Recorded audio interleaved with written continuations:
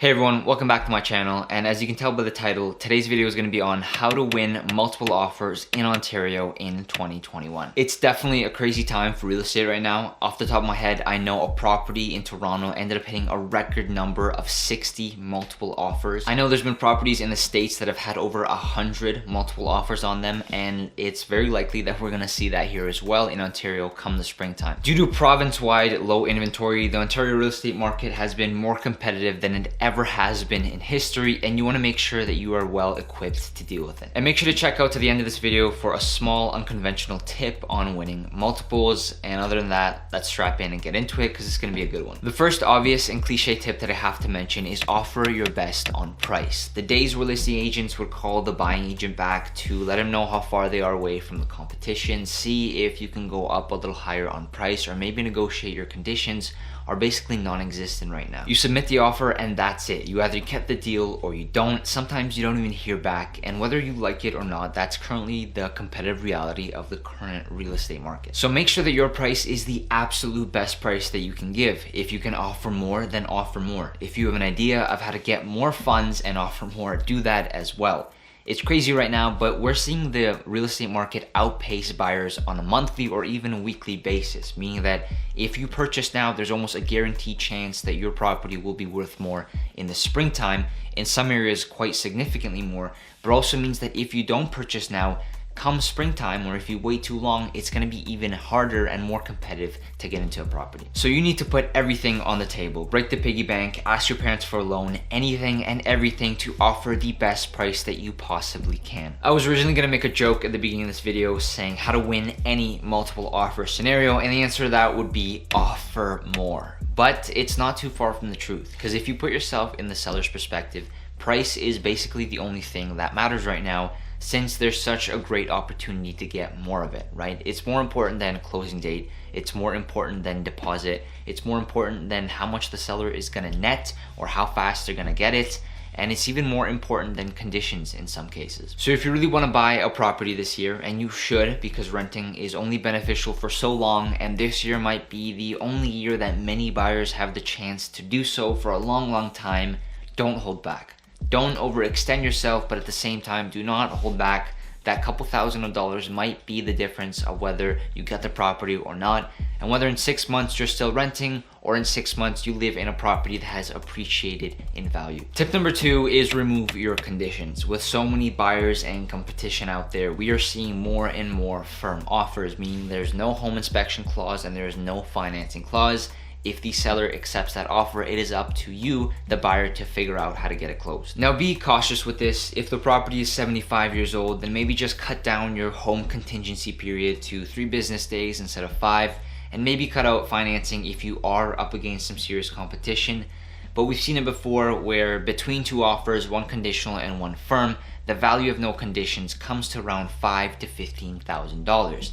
Now the reason being is that a conditional offer can still fall apart and the property is forced to go back to market, and that never looks good on a property history. But a firm offer presents instant security for the sellers, and that directly correlates to a cash value on your offer. Make sure to consult with your realtor or do your research before crossing off the conditions, as you don't want to run into an expensive foundation problem after accepting the deal, but this will 100% increase your chances of winning the competition. Tip number 3 is increase your deposit. Now I'm not talking about $5,000 or $10,000, I'm talking about at least $15,000 or $50,000 if you can. The deposit goes towards the balance of the purchase price, so it doesn't have a direct cash value like a firm offer does, but it helps you stand out and get noticed on the table, because when they see a big deposit, it shows that you are a serious buyer. Now one thing to keep in mind is that you do actually have to have this money. You can't just put $150,000 as a deposit and then not have the money when it comes to actually deposit it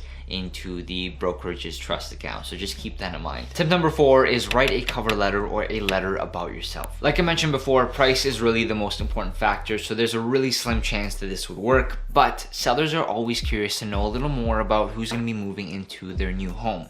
They raise their kids there, they start a family there, they always like to know a little bit of something about the buyer if they can. So tell them a little bit about yourself, what you love about the property, why you're moving, what you do for a living, and anything else that might cause an emotional reaction. Here's the deal. If you're up against a lot of competition, what do you have to lose? You might even get lucky where maybe you get an emotional listing agent, you send them the cover letter, they cry, they take it to the sellers, and they throw aside all other offers just for you. Tip number 5 is give them the closing date that they want. Now this is actually shown to bring a cash value to an offer of about $5,000. Now the sellers are selling for a reason, right? Maybe they want to retire, maybe they're looking to sell and they're looking to buy.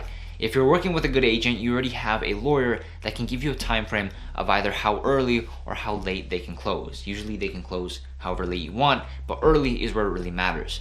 For example, if you offer on a property and you say I can close and have your money in 2 weeks, that is going to benefit your offer in a very good way. Yes, the sellers might get a little more money if they close in 3 to 4 months instead of taking your offer in 2 to 3 weeks. But you gotta understand that people usually want to take that money and put it to use somewhere else. And in a lot of cases, getting it as soon as they can is the most ideal scenario.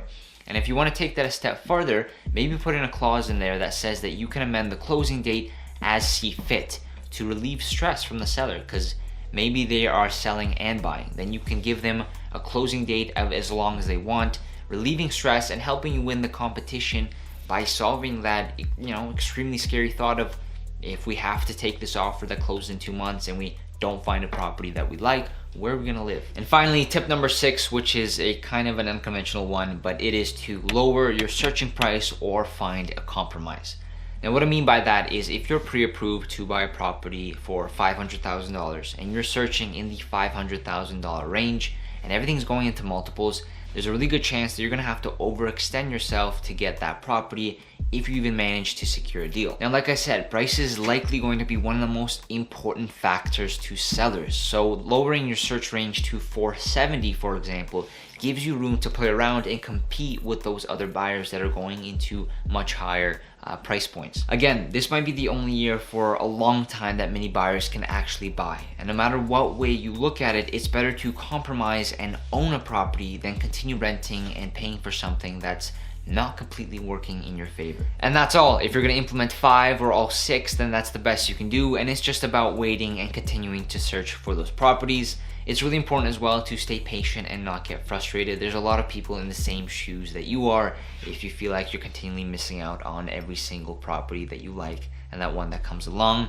You gotta understand that if you take a break for a few weeks, other people might do the same and you might miss a chance to, an opportunity to pick up a great property in that time. So just stay patient and happy hunting. That's all for today's video. Thank you so much for watching. If you made it all the way to the end and watched the entire video throughout, double thanks to you, and I will see you next week, Friday at 7.